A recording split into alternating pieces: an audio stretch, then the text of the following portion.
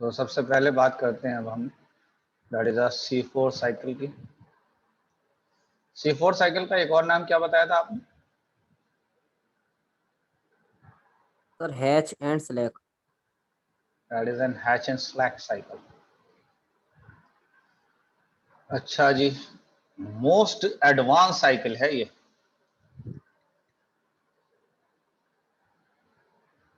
यानी most advanced cycle है। मुझे ये बताइए कि क्यों इसको हम मोस्ट एडवांस साइकिल कहते हैं, क्या वजह है इसको कि ये सबसे ज्यादा एडवांस मानी जाती है? बताइए क्या वजह है कि C3 साइकिल सबसे ज्यादा एडवांस मानी जाती है? क्योंकि यहां पर अगर आप देखें तो फोटो रेस्पिरेशन एब्सेंट है। Photo respiration is absent. तो सबसे बड़ी बात C4 साइकिल की यही है कि यहाँ पर अगर आप देखते हैं तो फोटो रेस्पिरेशन पूरी तरीके से एब्सेंट है।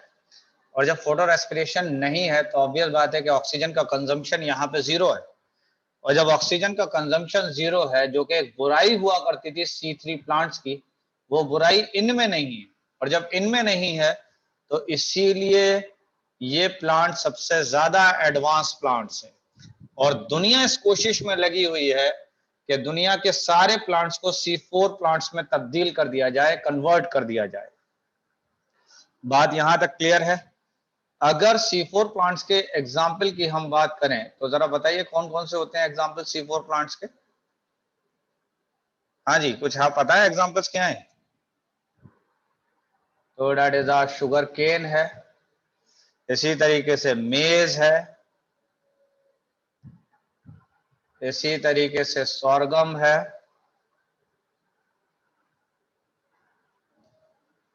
ये एग्जाम्पल है बेसिकली C4 प्लांट्स के। अब ऐसे क्या फीचर्स हैं जिसके बिना पर ये C4 साइकिल रन कर पाती है, वो स्पेशल फीचर्स क्या हैं? तो आइए बात करते हैं अब हम लोग स्पेशल फीचर्स की कि वो क्या फीचर्स हैं जिसके बिना पर ये C4 साइकिल वर्क करती है। तो इसमें सबसे पहला स्पेशल फीचर ये है कि इनके पास में क्रेन्ज एनाटमी होती है। कौन सी एनाटमी होती है? हाँ जी, किस तरीके की एनाटमी है बताइए जल्दी से। क्रेंच एनाटमी। तो व्हाट इज क्रेन्ज एनाटमी? हाँ जी, cells are arranged in Kranz form or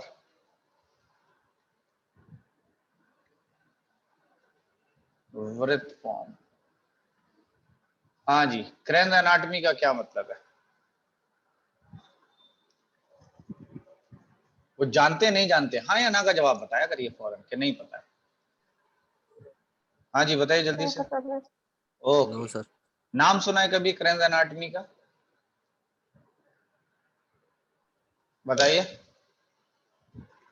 क्रेन्ज anatomy का कभी नाम सुना है या नहीं? से सुना है। अच्छा सुना है, तब ठीक है।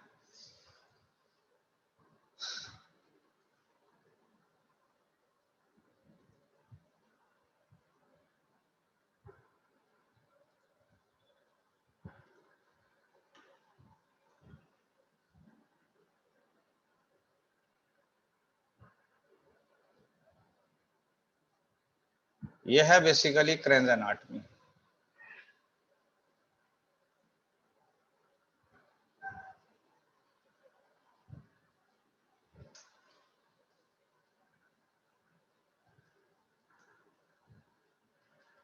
क्या चीज नजर आ रही है इसमें? कैसा कुछ नजर आ रहा है? कुछ नजर आ रहा है आपको क्रेन्ज एनाटमी में? हाँ जी बताइए जरा। Bundle sheath cells. अच्छा चलिए, एक चीज देखिए, आपको ये देखना है कि आपको यहाँ पे बंडल शीट सेल्स नजर आ रहे हैं? नहीं आ रहे हैं? बंडल शीट जी सेल्स सर। देखें तो आप ऐसे देख पा रहे हैं, बंडल शीट सेल्स ऐसे लगे हुए हैं। जरा गौर से देखिएगा इन बंडल शीट सेल को और अगर गौर से दिखाऊं मैं तो देखिए ये है बंडल शीथ सेल, ये वाला दिखाई दे रहा है बंडल शीथ सेल, ये बंडल शीथ सेल नजर आ रहा है, आ रहा है नहीं आ रहा है, ये बंडल शीथ सेल नजर आ रहा है, Yes, sir. Yes, इस sir. तरीके से ये बंडल शीथ सेल्स नजर आ रहा है नहीं आ रहा है बंडल शीथ सेल्स, बताइए। बंडल शीथ सेल जी जब सर। नजर आ रहा है तो इस bundle sheath Yes, cell sir. जिस तरीके से लगे हुए हैं, देखो ये बंडल शीथ सेल ऐसे लगे हैं कंसेंट्रिक रिंग में, और जब कंसेंट्रिक रिंग में लगे तो हर बंडल शीथ सेल के पीछे की तरफ अगर आप देखेंगे तो कंसेंट्रिक रिंग की फॉर्म में ही सेल्स अरेंज हैं ये वाले, दैट मींस ये मेसोफिल सेल्स भी इसी तरीके से अरेंज हैं, ऐसे इस तरीके से अरेंज। हाँ जी, तो कुछ समझ में बात आई है नहीं आई है बताइए। तो बंडल शीथ सेल कैसे लगे हुए हैं जरा बताइए जल्दी से, Contact rings के form में. कंसेंट्रिक रिंग की फॉर्म में, और बंडल शीथ सेल के साथ साथ कंसेंट्रिक रिंग में ही मेसोफिल सेल लगे या नहीं लगे, बताइए जल्दी से। जी sir. इस Yes, sir. तरीके के अरेंजमेंट को आप क्या कह देते हैं, Grand anatomy. Trans anatomy. तो मैंने कहा कि in this type cells of mesophils are arranged in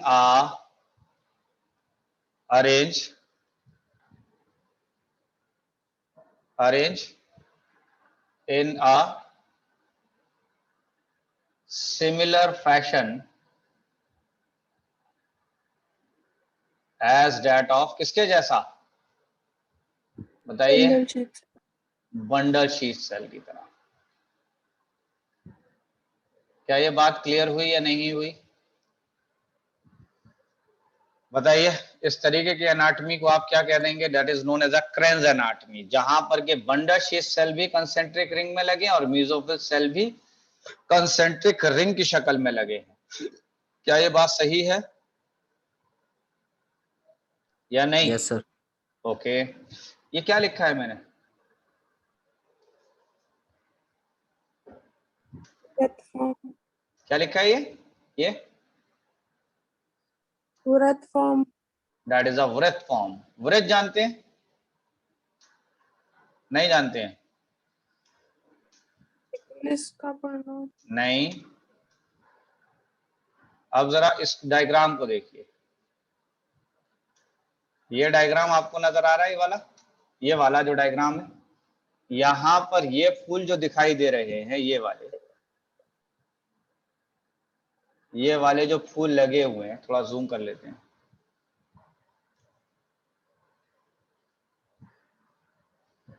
अगर आप इन वाले सेल्स को देख रहे हैं, ये वाले सेल्स को, तो ये सेल्स ऐसे लगे हुए हैं, मतलब सेल्स के बजाय फ्लावर लगे हुए हैं, ऐसे नहीं लगे।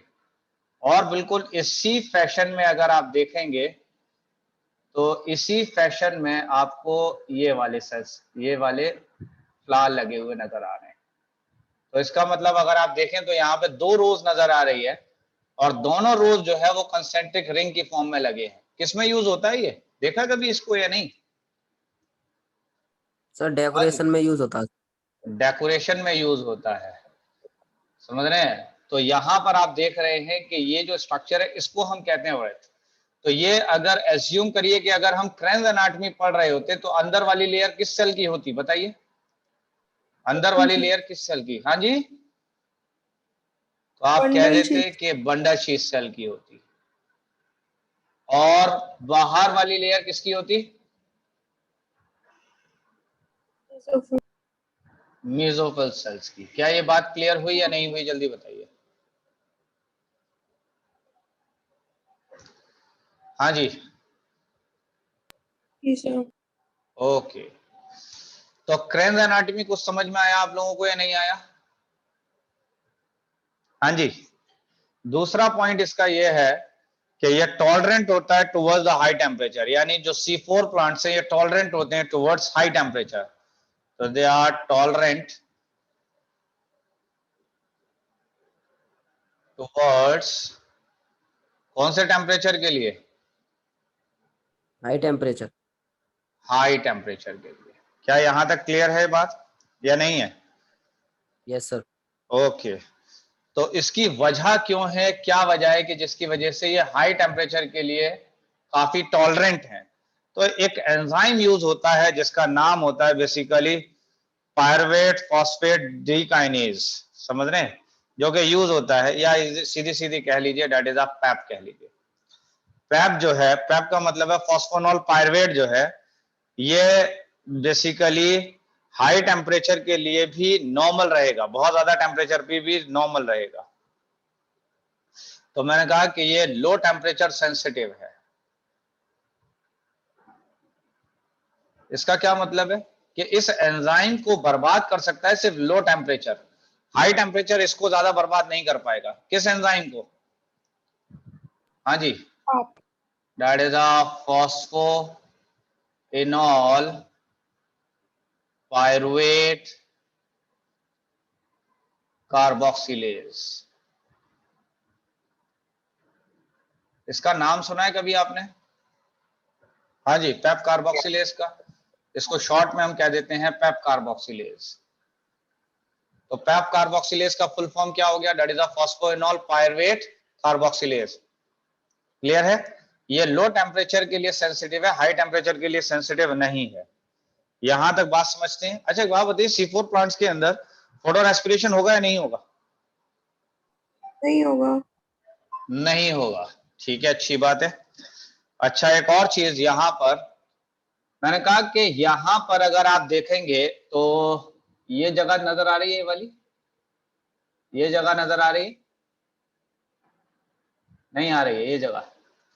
अगर थोड़ा सा क्लियर कट दिखाऊं तो मैंने कहा कि देखो ये है बेसिकली बंडल शीथ सेल और ये है मेसोफिल सेल, और इसमें अगर देखा जाए तो यहां पर गैप है, यहां पर गैप है, और इन गैप को हम कहते हैं plasmodesmata.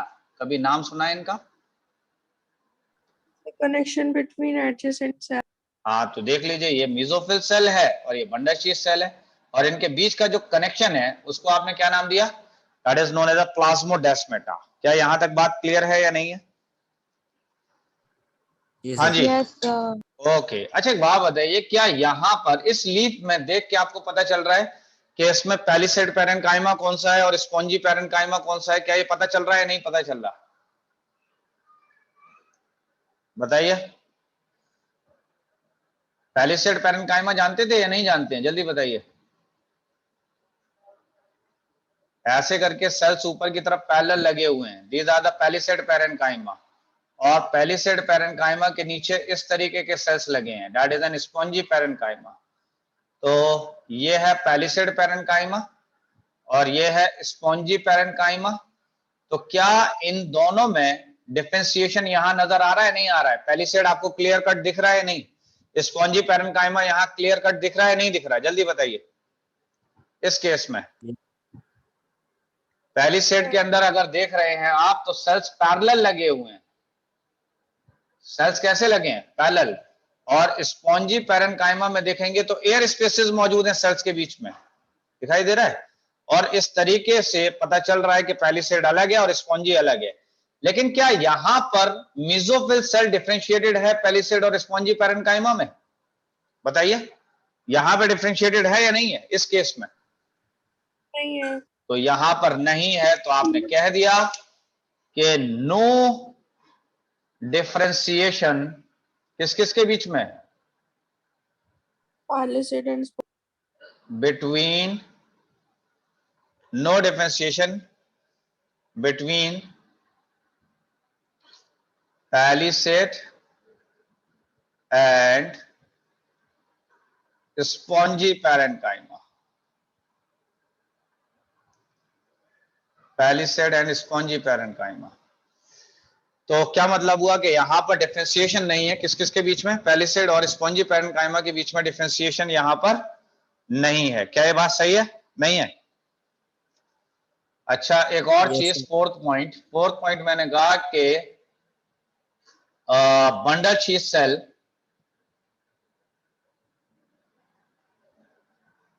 and mesophyll cells are connected, किसके थ्रू कनेक्टेड होते हैं जरा बताइए जल्दी से, are connected to each other through plasmodesmata, through plasmodesmata. क्या ये बात समझ में आ रही है या नहीं आ रही है? हाँ जी, यहां तक क्लियर है? Yes sir. और अब देखा जाए तो यहां पर डाइमॉर्फिक क्लोरोप्लास्ट नजर आते हैं। कैसे नजर आते हैं chloroplast? Dimorphic chloroplast. What is dimorphic chloroplast? Di माने क्या होता है? तो मॉर्फिक माने क्या होता है? मॉर्फोलॉजी देखने में, physical that is a physical appearance, देखने में। क्या ये बात सही है? तो इसका मतलब क्लोरोप्लास्ट दिखने में कितने टाइप के हैं इसमें? हाँ जी, दो टाइप के हैं या नहीं है? एक क्लोरोप्लास्ट है बेसिकली ग्रेनल। एक क्लोरोप्लास्ट कैसा है? ग्रेनल। और ग्रेनल क्लोरोप्लास्ट आपको मिलेगा मेसोफिल सेल में। यानी मेसोफिल सेल के अंदर आपको कैसे क्लोरोप्लास्ट मिलेंगे? ग्रेनल, जिसके अंदर ग्रेना प्रेजेंट होंगे, इस तरीके के स्ट्रक्चर प्रेजेंट होंगे। क्या ये बात सही है? दूसरा मैंने कहा ए ग्रेनल क्लोरोप्लास्ट होगा। ए ग्रेनल क्लोरोप्लास्ट किसमें मिलेगा? That is in bundle sheath cell. इसके अंदर मिलेगा ये बंडल शीथ सेल। इसका मतलब क्या हुआ कि यहां पर ग्रेना मिलेगा आपको या नहीं मिलेगा? नहीं, नहीं मिलेगा। मिलेगा। यहां तक बात समझ में आ रही है आप लोगों को या नहीं? Yes sir. ओके। एक और बात बताइए कि क्या C4 प्लांट के अंदर रुबिस्को एंजाइम होता है नहीं होता? बताइए। नहीं होता सर। होगा। कहां पे होगा? और अगर नहीं होगा तो क्या बिल्कुल नहीं होगा या कहीं होगा? रुबिस्को पूछ रहा हूं, रुबिस्को। तो मैंने कहा कि Rubisco enzyme only present in bundle sheath cell। क्या मतलब है इस बात का, जल्दी से बताइए। रुबिस्को एंजाइम कहां पे मिलेगा आपको? बंडल शीथ सेल में मिलेगा या नहीं मिलेगा? और अगर बंडल शीथ सेल में मिलेगा तो इसका मतलब बंडल शीथ सेल में कौन सी साइकिल चलेगी? T3 cycle. C3 cycle. लेकिन मेसोफिल सेल के अंदर अगर देखा जाए तो कौन सा एंजाइम मिलेगा? तो आपको मिलेगा पेप कार्बोक्सिलेज। कौन सा एंजाइम मिलेगा? That is a PEP carboxylase. क्या ये बात क्लियर हुई या नहीं हुई? जी सर। ओके। लेकिन ये बताइए कि सेल ज्यादा कौन से हैं? मेसोफिल ज्यादा है या बंडल शीथ सेल्स ज्यादा है? Sir mesophyll. Bundle sheath cell सिर्फ सर्किल में लगे हुए हैं। बंडल शीथ सेल्स अगर आप देखेंगे तो सिर्फ सर्किल में लगे हुए हैं। अदरवाइज मेसोफिल सेल देख लीजिए, मेसोफिल सेल कितने हैं। जब मेसोफिल सेल ज्यादा है तो इसका मतलब C4 साइकिल मेसोफिल सेल में चल रही है और बंडल शीथ सेल के अंदर C3 साइकिल चल रही है। देख लीजिए, ये कुछ बात समझ में आ रही है यहां तक या नहीं? बंडल शीथ सेल अगर आप यहां पर भी काउंट करेंगे तो मुश्किल से आपको 8 बंडल शीथ सेल मिलेंगे। मेसोफिल सेल देखेंगे तो यहां पर तकरीबन 40 मेसोफिल सेल नजर आएंगे। तो आप देख लीजिए कि मेसोफिल सेल ज्यादा है या नहीं है। जी यहां सर। तक क्लियर है बात? अब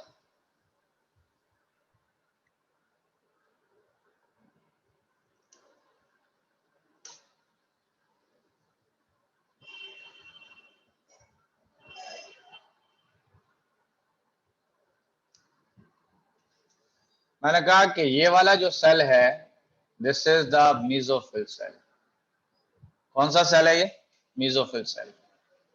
ये वाला कौन सा सेल है?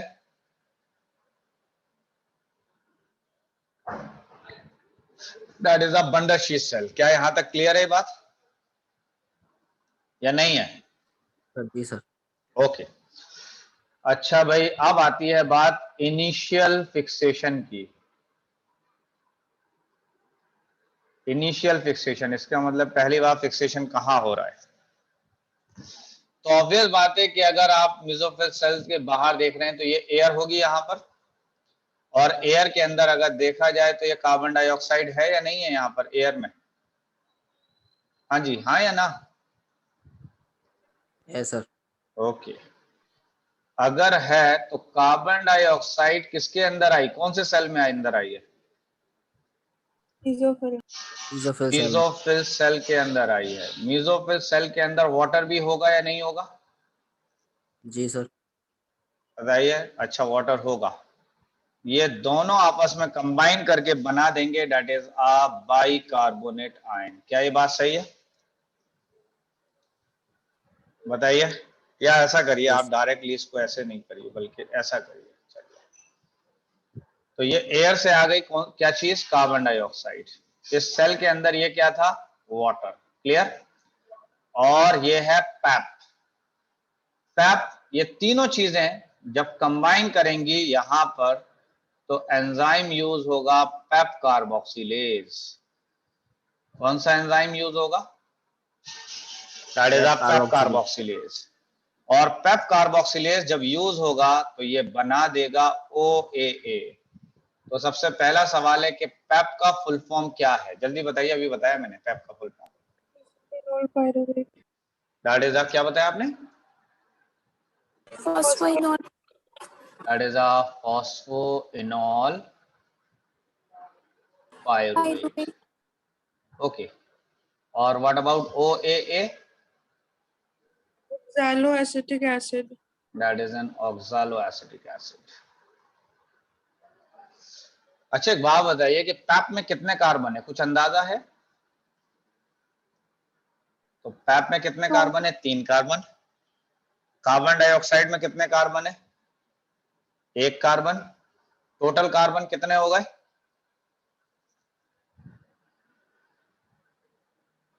तो ऑक्सैलोएसिटिक एसिड के अंदर कितने कार्बन हो गए? 4 कार्बन। पैप के अंदर कितने कार्बन हो गए? 3 कार्बन। क्या यहां तक बात समझ में आ रही है, नहीं आ रही है? बताइए। Yes sir. फिर मैंने कहा कि oxaloacetic acid plus NADPH use हुआ। कौन कौन यूज हुआ है?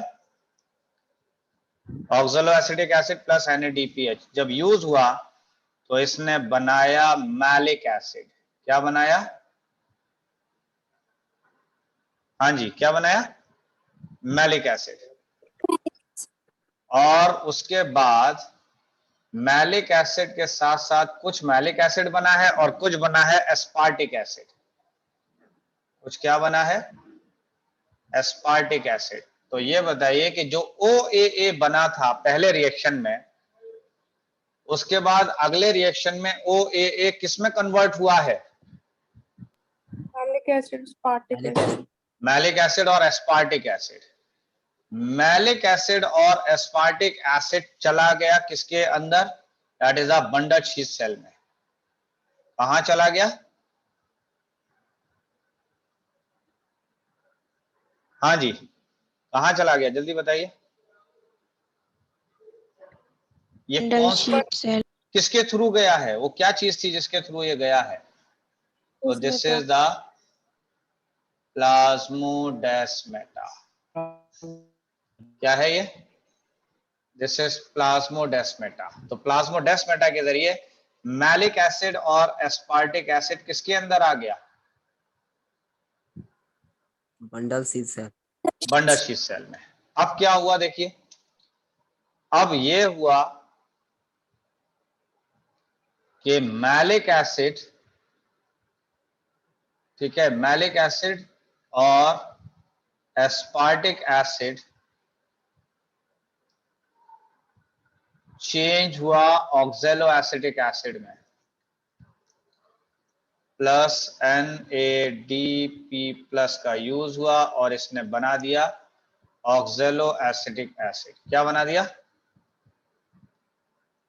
हाँ जी, ये वापस ऑक्सैलोएसिटिक एसिड। रिएक्शन रिवर्स हो गया है, बस इसके अलावा और कुछ भी नहीं हुआ। ये रिएक्शन जो हुआ है इसका जस्ट रिवर्स हो गया और OAA बन गया और NADPH बन गया। यहां तक क्लियर? नहीं। उसके बाद क्या हुआ है कि भाई OAA कन्वर्ट हुआ बेसिकली पैप में प्लस कार्बन डाइऑक्साइड में प्लस वाटर में, यानी OAA वापस किसमें कन्वर्ट हो गया? पैप में, कार्बन डाइऑक्साइड में और वाटर में। क्या यहां तक बात समझ में आ रही है नहीं आ रही है? ये Yes, जो sir. कार्बन डाइऑक्साइड रिलीज हुई है, ये कार्बन डाइऑक्साइड यूज हो जाएगी C3 साइकिल में। कहां पे यूज हो जाएगी? C3 cycle. C3 साइकिल में यूज हो जाएगी। क्यों C3 साइकिल में यूज होगी? कौन सी जगह है ये? Bundle sheath cell. और यहां पर कौन सा एंजाइम हुआ करता था? रुबिस्को। रुबिस्को। और इसकी वजह से क्या हुआ कि यहाँ पे C3 साइकिल चली, जिसकी वजह से यहां पर C3 साइकिल के लास्ट में फाइनली फॉर्म हो गया ग्लूकोज। क्या फॉर्म हो गया? ग्लूकोज। क्लियर है बात? और अब ये जो पैप था, ये वाला पैप दिखाई दे रहा है, ये पैप नहीं, ये वाला जो पैप था, ये वाला पैप आया यहां पर, ये पैप आ गया इस जगह पर। क्लियर है बात? यानी ये पैप वापस ट्रांसपोर्ट हो गया बंडल शीट सेल से, वापस किसमें चला गया ये पैप? हाँ जी, मीसोफिल सेल में। और फिर से इसने रिएक्शन को दोबारा से करा दिया। क्या यहां तक कुछ बात समझ में आई या नहीं आई? ठीक है। तो इसका नेट रिएक्शन कुछ बता पाएंगे आप लोग कि नेट रिएक्शन क्या होगा C4 साइकिल का? तो आ जाइए नेट रिएक्शन पर। नेट रिएक्शन अगर बात की जाए तो ऑब्वियस बात है, कार्बन डाइऑक्साइड, यहां पर RUBP यूज होगा या पैप यूज हुआ था? पैप यूज हुआ था। प्लस NADPH यूज हुआ प्लस ATP यूज हुआ। तो मैंने कहा कि देखा जाए तो कार्बन डाइऑक्साइड कितना यूज हुआ? 6। कितने पैप यूज हुए? 6। NADPH कितने यूज होंगे जरा बताइए जल्दी से? 12। क्योंकि एक NADPH एक हाइड्रोजन देगा और ग्लूकोज को बनने के लिए 12 हाइड्रोजन चाहिए। यही तो फॉर्मूला होता है। तो ग्लूकोज को बनने के लिए कितने हाइड्रोजन चाहिए? 12। तो इसका मतलब एक NADPH एक हाइड्रोजन दे रहा है, तो 12 NADPH 12 हाइड्रोजन देंगे, और 12 हाइड्रोजन जब 6 कार्बन डाइऑक्साइड से कंबाइन करेगा तो फॉर्म कर देगा ग्लूकोज। कुछ समझ में कहानी आई नहीं आई? और Yes, ATP कितने यूज होंगे? 30।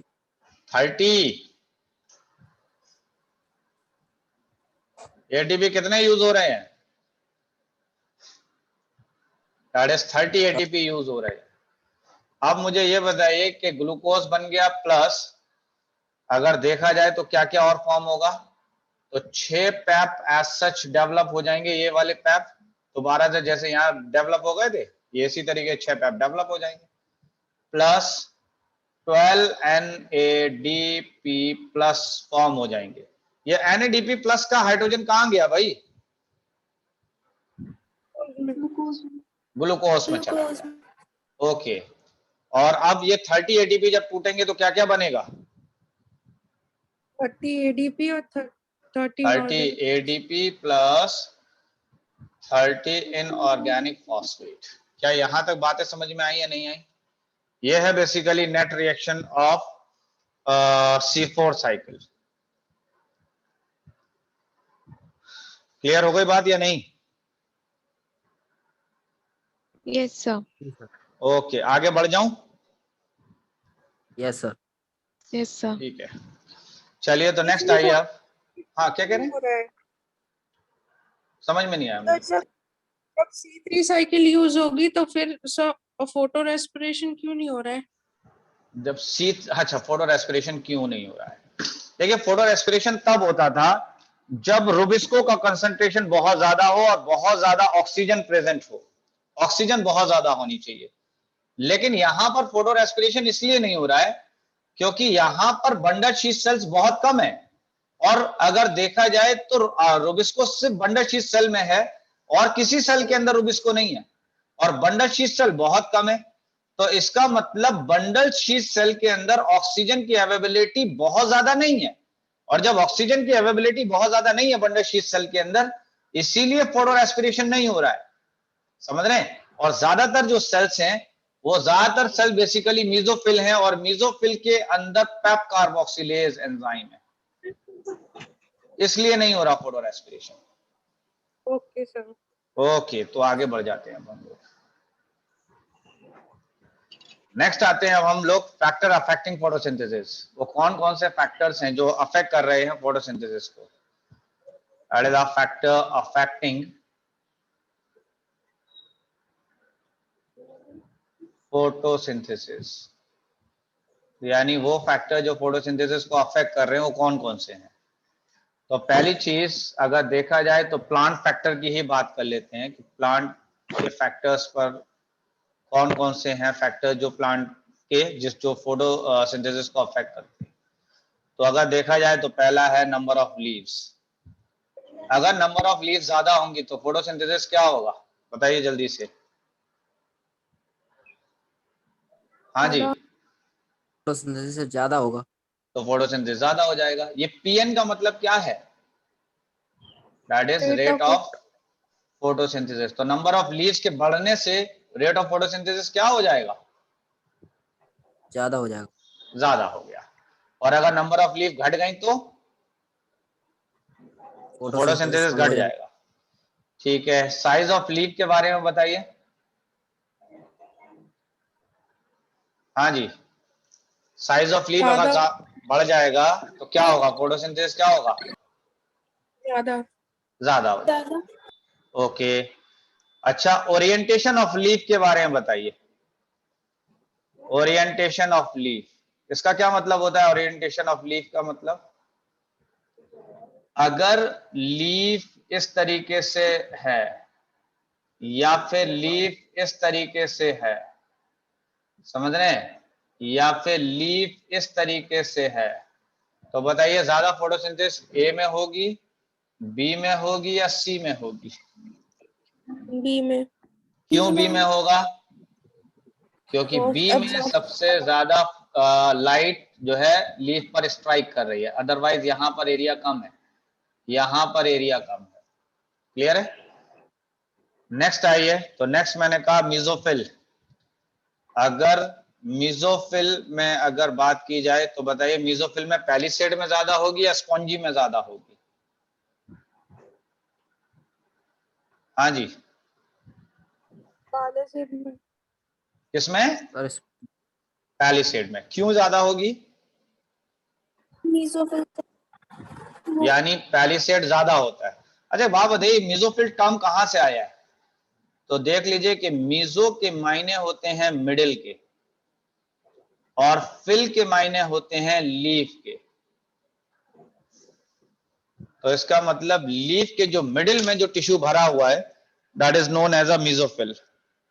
क्या ये बात समझ में आई या नहीं आई? जी सर। ओके, चलिए तो ये बताइए कि एज ऑफ लीफ पर बताइए। अगर एज ऑफ लीव्स अगर बढ़ जाएगी तो फोटोसिंथेसिस क्या हो जाएगी? हाँ जी, अगर पत्ती की उम्र बढ़ जाएगी तो रेट ऑफ फोटोसिंथेसिस क्या होगा? सर कम हो जाएगा। तो कम हो जाएगा रेट ऑफ फोटोसिंथेसिस, क्योंकि धीमे धीमे अब क्लोरोफिल डिग्रेड होने लगेगा, और जब क्लोरोफिल टूटने लगा तो ऑब्वियस बात है कि फोटोसिंथेसिस घट जाएगी।